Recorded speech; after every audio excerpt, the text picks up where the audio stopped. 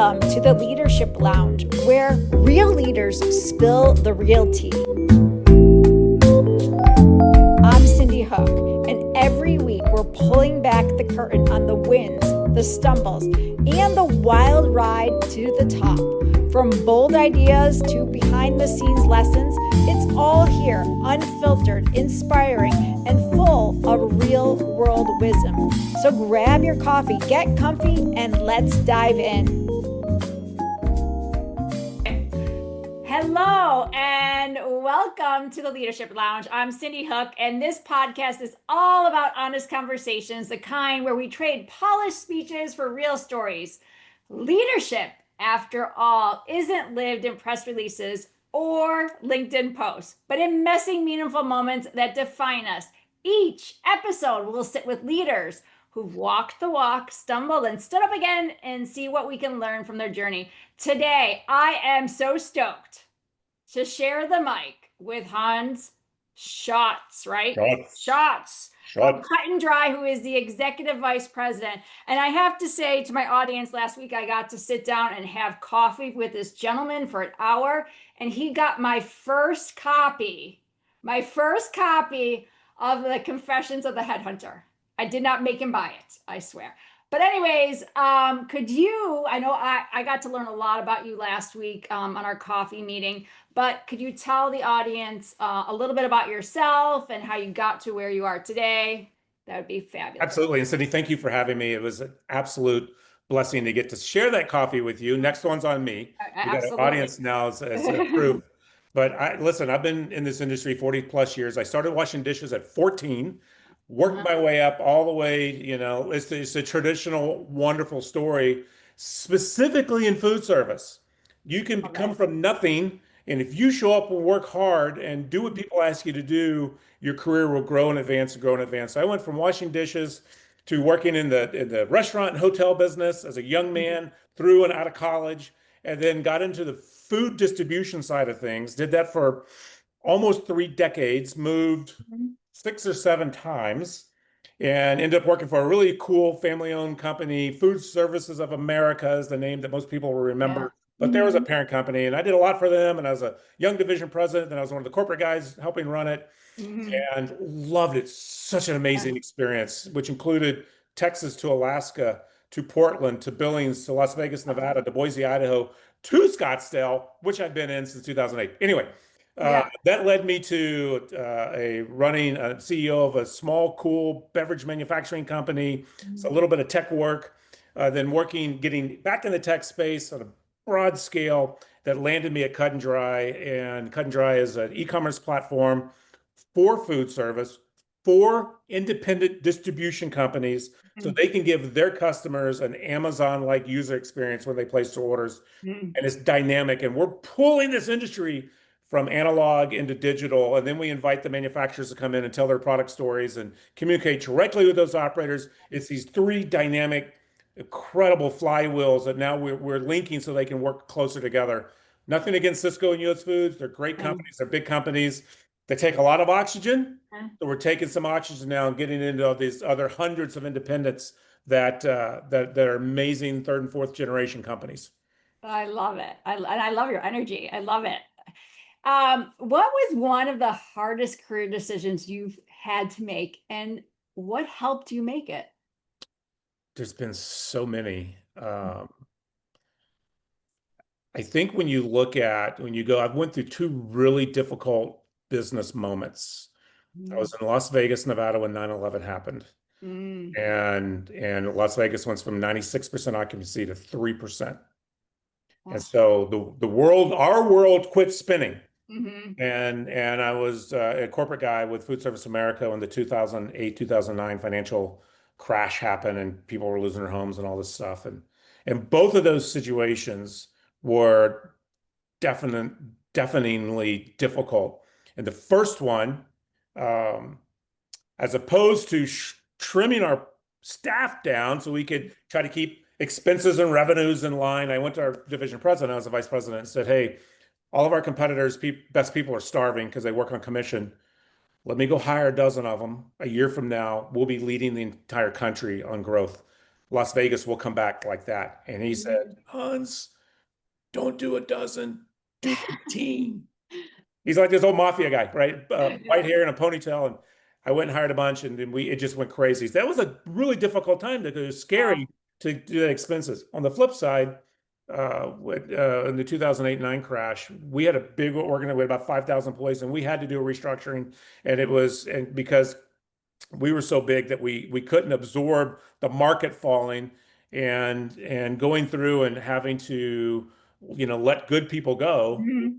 Most organizations, you don't intentionally have slackers working. Yeah. And if it's a 10, 15, 20% reduction, then you're cutting through fat in the muscle and the bone. And those are tough moments, and they have to be handled not in a corporate way, not in a, hey, it's not business, it's not personal, it's just business. That's a lie. It's very personal to me. I just lost my job. So going Yeah. through those two very drastic moments in the history of the industry uh, Yeah. taught me a lot. Yeah. It's almost like failing forward, right? You have to fail to get ahead. I love it. I love Yeah, it. I've had millions of little felt my elbows and knees and my chin, and they're all scratched up and healed with scars from multiple things that didn't work out there where they're supposed to. But sometimes, and people say, well, you learn more from failing. You're going to learn a lot from winning.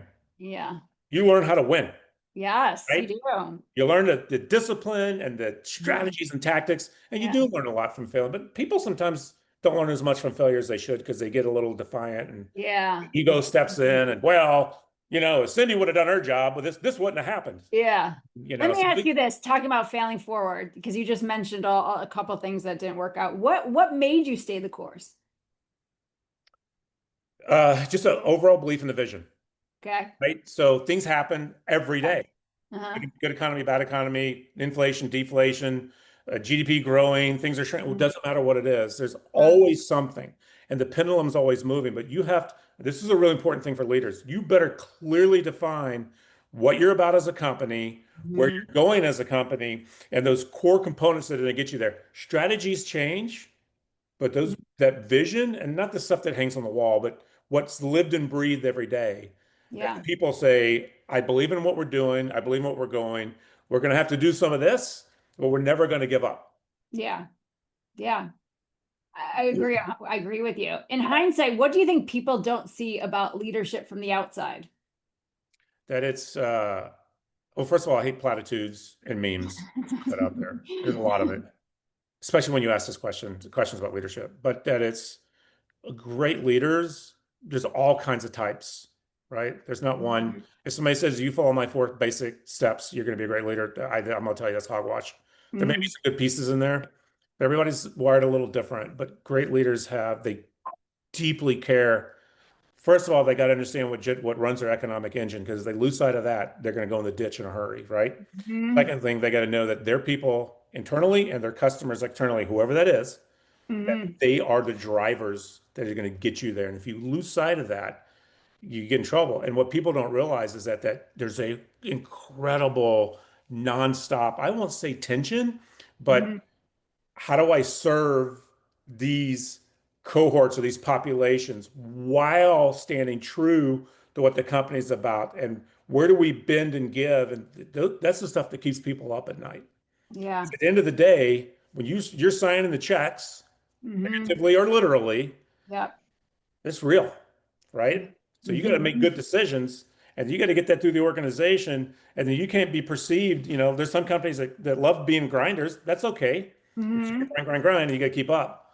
But if they don't well articulate that vision, and if their people don't think that, if I think I'm working for somebody that doesn't give a flip if I make it or not, if my lights are on or not, I'm probably not going to stick around. Yeah. No, that's great advice. If you could go back to your 25-year-old self and give yourself some brutally honest advice, what would it be? Pay more attention, Mhm. ask more questions, really understand what's important to the company, not Mhm. just to me or my department, but try to have a broader perspective.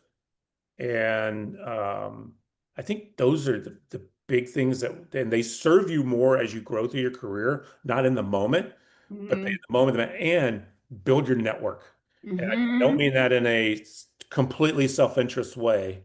but I Yeah. mean it in a way that through your rest of your career and actually the rest of your life, Mm. your network is really is your nuclear power pack, Yeah. It's your right? net worth. It is. Your net That's worth is right. net worth. That's right. And I tell people, I tell the kids, I'm on the board at the NAU, the Hotel Restaurant School. If you can't solve a question in 3 phone calls, your network's broken. Mm-hmm. Mm-hmm. I always say if I could go back to my 25-year-old self, I had a big ego, right? I had a big ego. You know what I would have done? I would have gotten a mentor. I, I you would, know, I mean, I had mentors, right? I had my own, leadership, but I would have just gotten a mentor. leadership and mentorship aren't the same thing, I mean, that's true. That's right? the thing. I Your would have leader gotten can mentor myself. you, Mm-hmm. but usually it's somebody on the fringes somewhere. And I think that's part of that intentionality that if you just could understand what advances your career, makes you better at Mm-hmm. whatever it is you do, Mm-hmm. and having a good mentor or mentors, because they're going to Mm-hmm. spill in and out of your life, Yeah. I think is part of the secret sauce to having not only being highly successful, but being really content. Because your Yeah. mentor is going to level set, ground you, going to encourage you, going to push you, and do it in a way that's it's not threatening to who you are, Yes. but it is challenging who you Yeah. are Yes. Yeah. That's one thing I wish I could go back and just do it all over again. and What understand it better. Yes. exactly. What do you wish more young professionals in your industry understood about what it really takes to grow your career? Wow. So you got a lot of generational stuff going on, Hmm. right? Hmm. You know what gen I am. I told you my age. But listen, leaning in and caring breaks down a lot of that, or the generational Hmm. walls. But I would say that, look, I'm going to go back and say this. Hmm. Really understand the economic engine of the company you work for. Really know what drives the results. What are those desired outcomes? Then look Hmm. back and see how can you help do that. If you want a long career, not necessarily with that company, but in industry, and you want to contribute at a high level, be compensated for that contribution, you really got to understand what those drive that economic engine. Makes you don't have to be a finance person, but if you work at a company, you work in this department, you don't know the overall, you're not going to be the best you can be because you're going to miss things, and you also will feel more.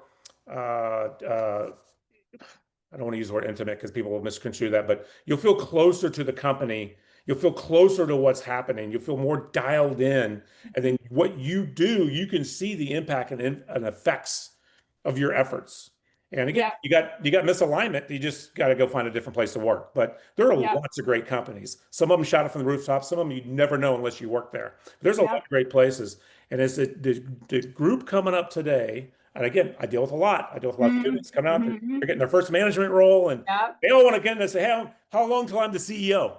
Yeah. Like, well, maybe never. Yeah. If you want to do that, here's the steps you have to take. So, it's like a level setting on what the expectations are for the employer. I talk Yeah. a lot about followership when I do leadership talks. People all want to be leaders, but they forget how to be a good follower. Hmm. Everybody's a follower, no matter where you are on that leadership scale. The CEO, you're following something or somebody, right? And Yeah. so that is a really critical skill. Doesn't mean you give up power and all that other stuff, but you understand how to operate and work inside of an organization in a professional and healthy way. Yeah. Those are all good points. My God, those are all great points. Um, is there anything you do differently if you had a chance to relive part of your professional journey? Yeah, I'd be a little. I was probably a little bit like how you described yourself. I was a crazy, like charging and Yeah. what's the next thing? And I'll work 100 hours a week. I'll work 100 times. And not that I didn't have an amazing life and incredible career, but just taking it in a little bit more and trusting the process. And I Hmm. used to think, man, when I make it to the next level, I'm going to work with a bunch of people and they're going to be so smart. And they're going to see things I don't see and they're going to think things I don't see. And I get to the next level. I'm like, oh, this is kind of like the last level. And I'm Yeah. like, it must be the next level. Yeah. Charge and drive and get to the Yeah. next level. And I'll be like, oh man, this is starting to be, like I'm on Groundhog Day. And, then I realize that they're just people, Hmm. right? And they're just working hard. And then what they get, the differentiator is experience. The Yeah. experience over time becomes wisdom. And wisdom helps you circumvent some of the hard work where you can be a little smarter about what steps to take, what buttons to push. And Yeah. and I didn't know that. I didn't understand that phenomenon, and it took a minute, and Yeah. uh, you know, I probably rushed through some things I didn't have to. Yeah. Yeah. No, I mean, me too. I mean, that really resonates to me, back going back in how I can change things now, but we can only teach the young ones, right? Hey, What I'm still learning, but yes. what skill or quality separates someone who stays stagnant from someone who climbs the ladder? Yeah, man, you're asking me they're really easy questions, good answers. Um, I'll tell you that in everything you do, you can tell I have a little bit of spark in my, right? Mhm. That you have to do it with gusto, right? You got to lean into it. You got to really want to engage and Mhm. digest all the pieces, know the stuff on the left and the right, know the stuff on the top and the bottom, that you can, then that will enable you to not feel like you're stuck in a box. Listen, Mhm. we got to know what our roles are and our responsibilities, and you have to be great at those. But once Mhm. you do, there's things you can do around that will separate you. It will Mhm. also bring a lot of excitement, joy, advancement. Here I'm going back to that thing again. Yep. And the collaboration it builds with your peers when they see that you're that person that will do Mhm. that 1% more, because it doesn't 1% sounds like nothing, but most people don't do that one little extra effort. And that Yeah. extra effort is the separation. It looks like this, it's like that. Mhm. You can really, really have a fruitful and engaging career when you take it on that way. Yeah. What's something about your leadership style that has changed over the years? Um, Slower to come to quick conclusions Hmm. without having more balanced feet. Looking at, well, this is over here and that's over there. Help me understand. Somebody taught me years ago, be swift and just. Something's wrong, get in the middle of it, do the right thing. And I interpreted it when I was young to be swift was quickly go in and make this happen. And Hmm. sometimes some sad stories as I help people exit out of the organization that probably shouldn't have. That was on Hmm. me. Hmm. And the happy story is spend extra time getting down into the weeds, understanding maybe there's some stuff going on, whatever, and that the person ended up just doing remarkable things. And there was Yeah. a moment, there was an axis that it could have gone either way, and it was on me. And learning how to do that way better. And again, that's experience, right? That's Hmm. wisdom that comes from information becomes experience, experience becomes wisdom, and then wisdom serves you in so many wonderful ways. Yeah. No, I love it. I got a question for you about this. What do you hope people you've worked with would say about you, about your leadership? Um, I would hope that they would say, I mean, people hate talking about themselves, and that's me. That Hans was fair and balanced, was always uplifting, positive, was creative, um, set the tone, did the dirty work, and wasn't afraid to do the dirty work, and gave us the opportunity to be successful, and celebrated the victories and discussed the failures. That's a lot. I don't know if anybody would ever say that, but I've worked with so many people, and I still, I hear from a lot of them, and sometimes out of left field, and they remind me of things and moments. Hans, I remember this and that, and now I'm like, oh, that was really cool. And Yeah. so I think that would be the biggest thing. Okay, well, that's fair enough. And my final question, besides my wonderful Confessions of the Headhunter book, what is one book? What is one book that has changed how you think? When I first read Good to Great, Mhm. um, it was pretty remarkable, and I just digested it. Matter of fact, I loan it out still. I have all my notes in it, and talking about how good's the enemy of great, talking about level 5 leadership. The group that researched and crafted that book weren't trying to prove a point or say follow our 5 steps. They went out and interviewed parallel companies. One did really well, one didn't do as well. What was the difference? Why did it happen? So it was a great research project, and that really impacted me at a time that helped me set some of my core thinking processes, leadership skill. And I've been leading, but I was this fast moving psycho cheerleader growth guy, right? And it really helped me level set and understand that there are multiple components. I got to get better at these couple of areas that I'm not super good at to round out my not just be a sales and marketing leader or this or that, but be a leader for the entire organization. So that book really made an impact on me. I've read a ton of books and picked great things. A mentor leader from that wonderful coach. Got it, I carry this around with me to a lot of books with Tony Dungy. I got to meet him just like I got to meet you, and we sat down, and man, it was just real. And it's real how what we do and how we act and behave and how we hold people accountable and help them be successful. It's just so critical. And I think some of that gets lost. The bigger the companies, it gets harder to do. Not that people don't have a heart for wanting to do it. It just gets hard because organizations don't they function like an org chart as opposed to an organism, right? Yeah. Head, arms, body, legs. The organization moves together like a body, but then we try to put them in these silos, and it's got to go through this, crazy straw for have good communication. Yeah. And I think AI is not going to be our friend. It's taking away the human piece of it.